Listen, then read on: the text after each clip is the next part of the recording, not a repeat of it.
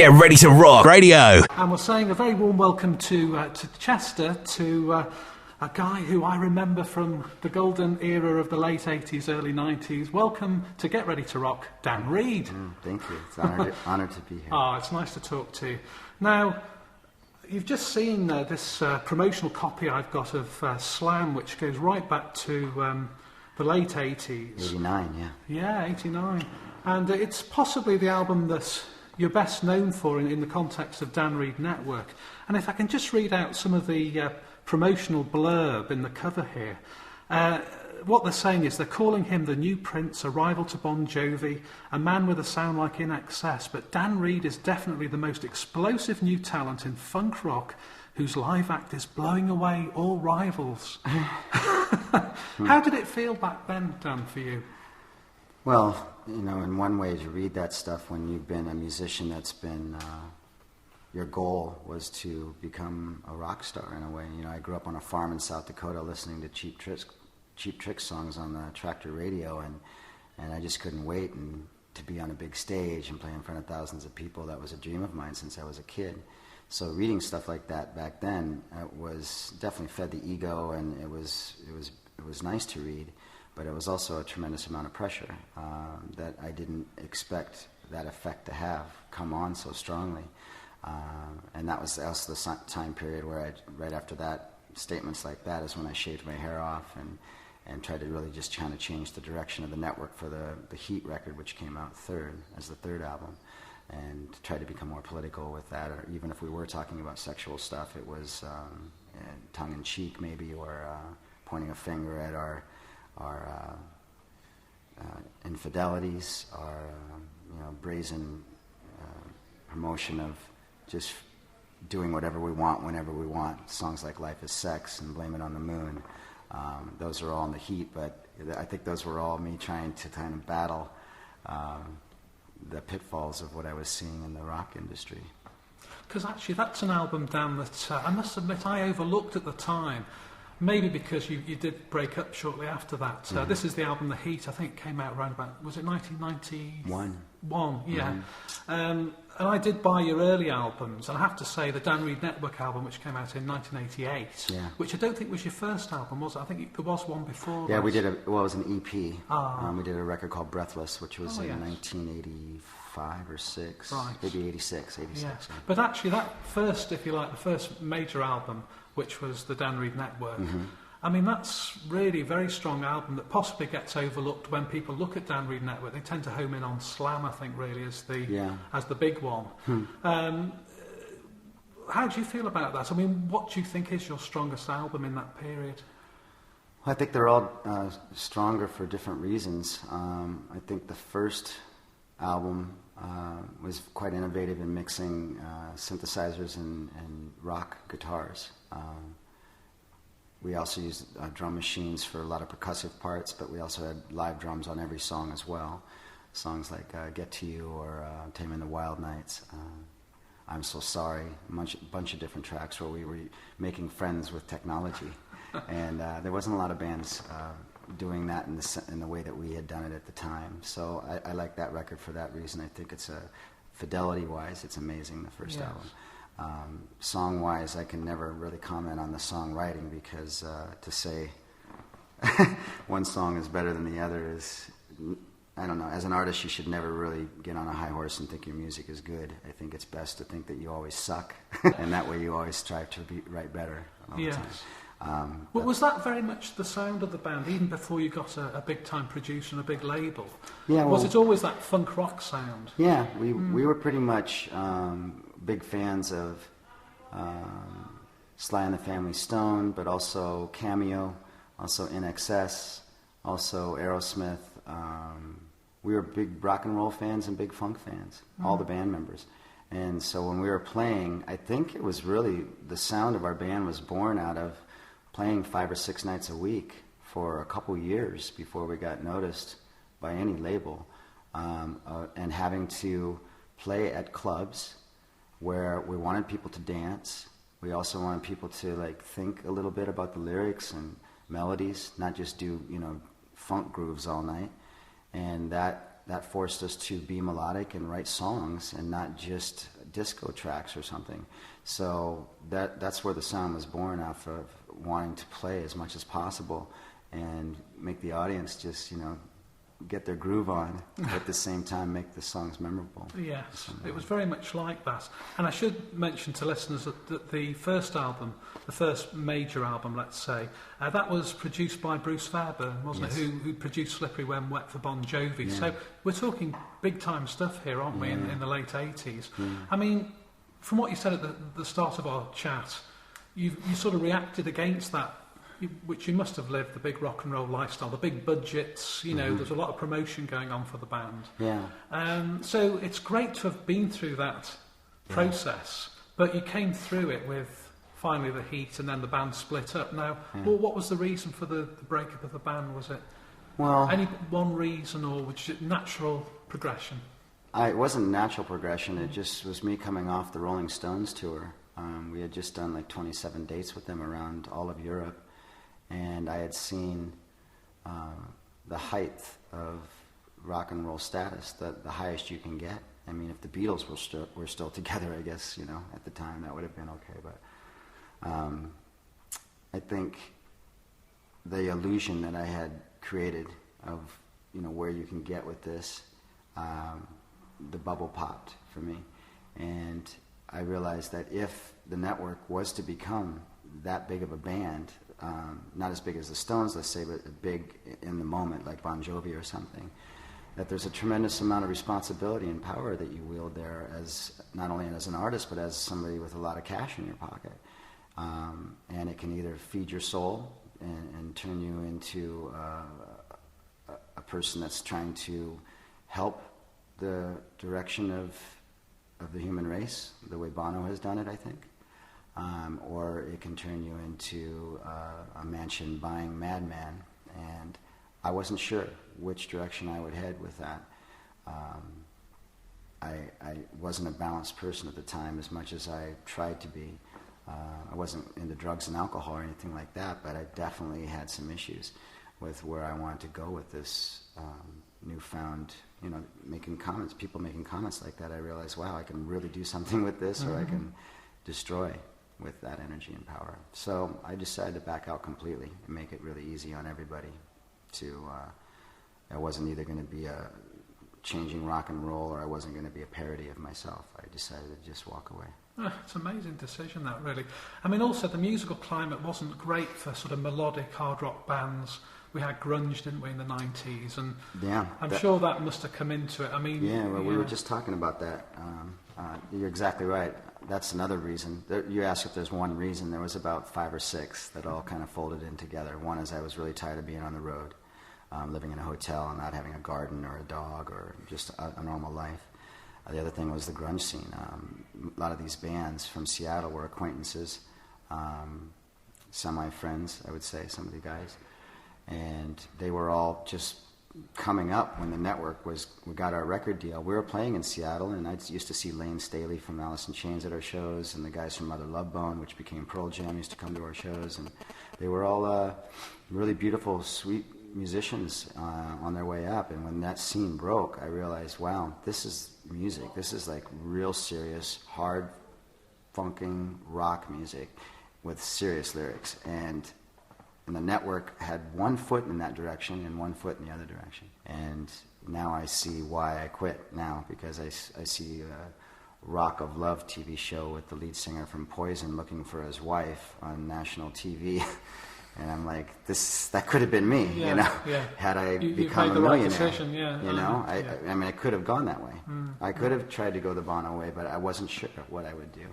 And the grunge scene smacked me upside the face and said, Dan, you either need to get really, really serious with what you're doing, or you need to take a break. And I chose to take a break. Get ready to rock radio. Obviously, we'll come on to your solo situation since then, but what's happened in regard to Dan Reed Network? Did you ever get back together again in the time since you broke up? We did do one Swedish tour. I think that was in '93. Oh, right. We played 10 dates or 15 dates up there, but that was pretty much the last thing that we did. And do you see yourself ever getting back with these guys again? I was just asked that question earlier. I don't foresee that, because I'm not a fan of trying to recreate the past. I'm playing some of the network songs now on acoustic guitar, but only because well, two reasons. One is that people want to hear those songs. The second reason is that I'm liking reinventing them and breaking them down to their basic core: melody, lyric, chord changes. That's it. No synthesizer sounds, no big bang boom, no lights, da da da da. And to me, that is worthy of trying to do. If the network was ever reformed to play, it couldn't be for the reasons that a lot of bands are doing tours now, is to pay their bills. They come out and recreate their clothes, recreate their whole vibe, the old set lists, and try to recreate the sound. And to me, that's like, I don't know. It's like eating really at McDonald's every day. Yeah.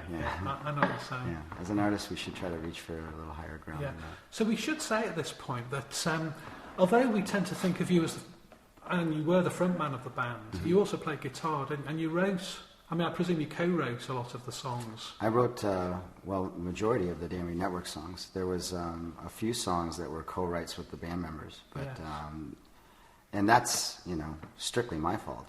All those other guys wrote.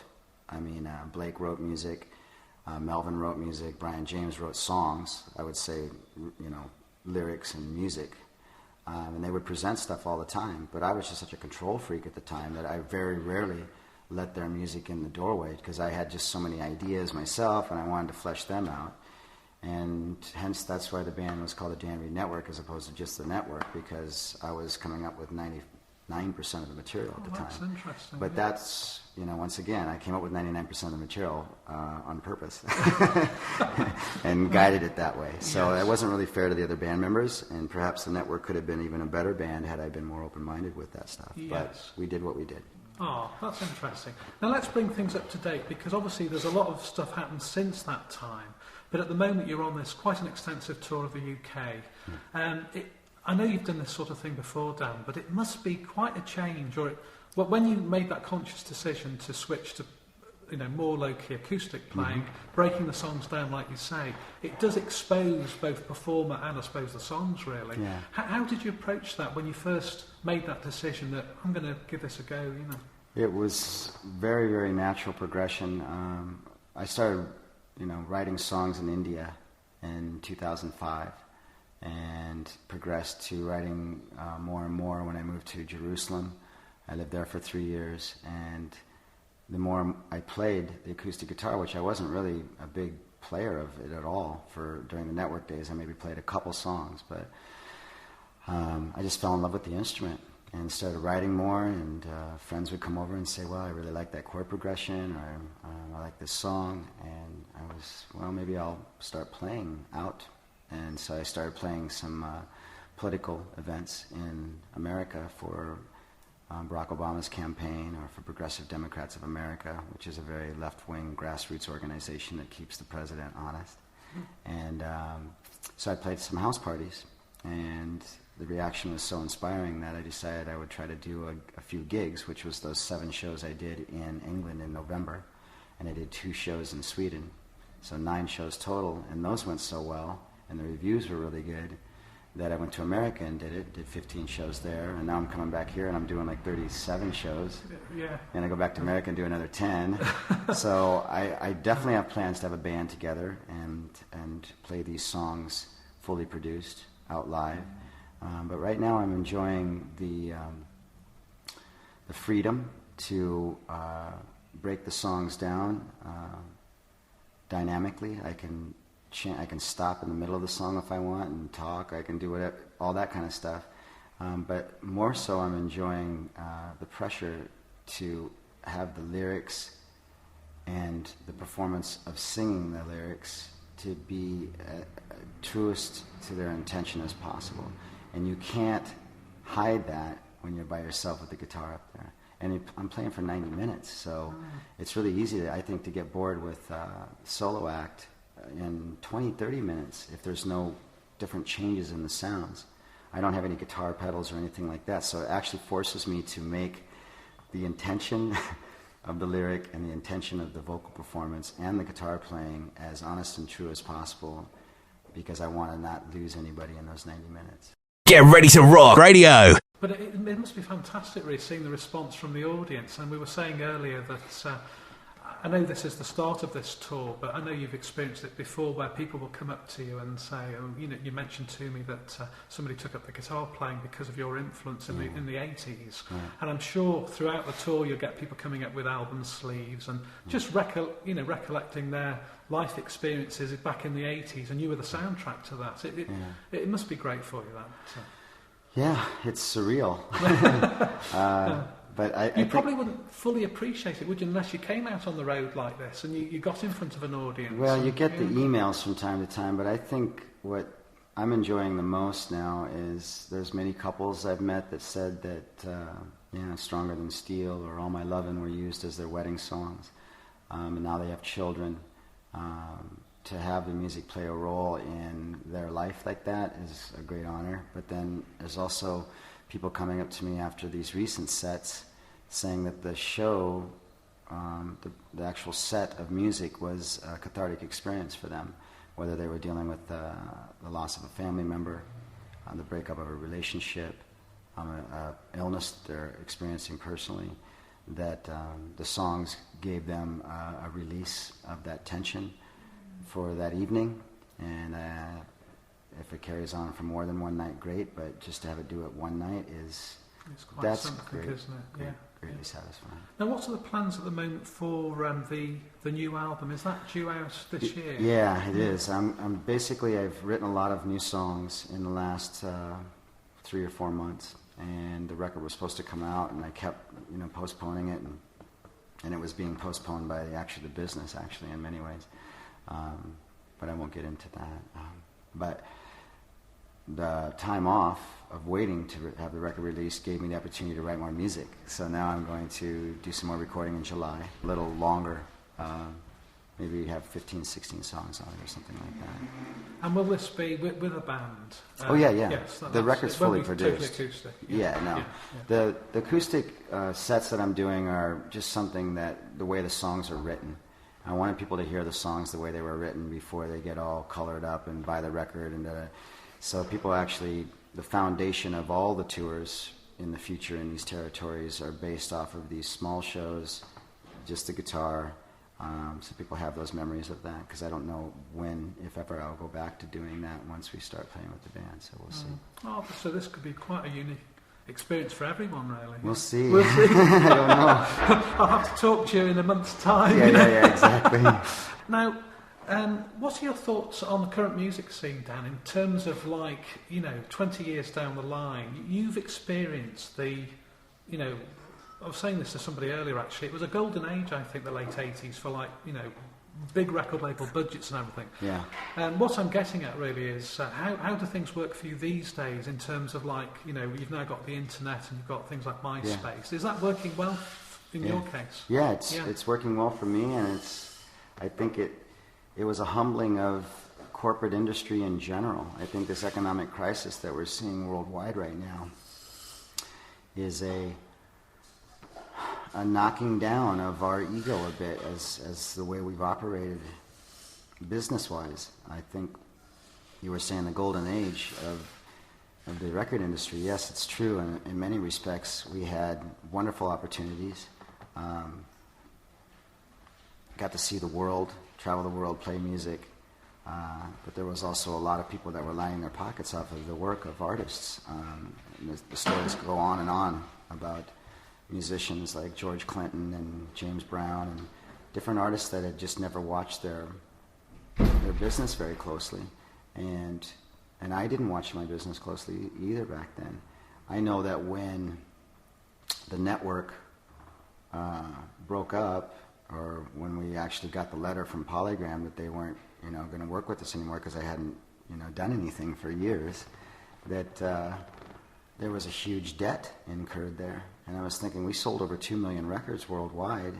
How does that not transfer into some kind of profit for the musicians and the band as far as record mechanical sales goes? And I realized then that industry was quite out of balance. What is happening now is these, the record companies are seeing that they've had to change their ways.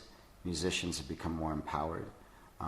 whether it's Radiohead or Prince or any of these guys that are giving their records away for free, even to go out and tour, just to have the record be an impetus to come check them out live, rather than a gold mine for these corporate executives to go golfing together. So I think it's good. I think the music industry now is in its best place. It's definitely growing pains. I'm waiting for the day when we actually can send music telepathically to each other. So that's what I'm working for. Well, we're told that it might be possible. Yeah. Then we don't need any downloads, no computers, no nothing, no email, no internet. We just send it over. And Dan Reed will be at the head of that revolution. Yeah. Yes. Yeah. Well, look, Dan, thank you very much for talking to us. Have a great tour. You've got loads of dates ahead of you, and I wish you well with that, and also with the new album. Well, thank you very much. It was a great pleasure talking to you. Oh, Thanks for spreading the word.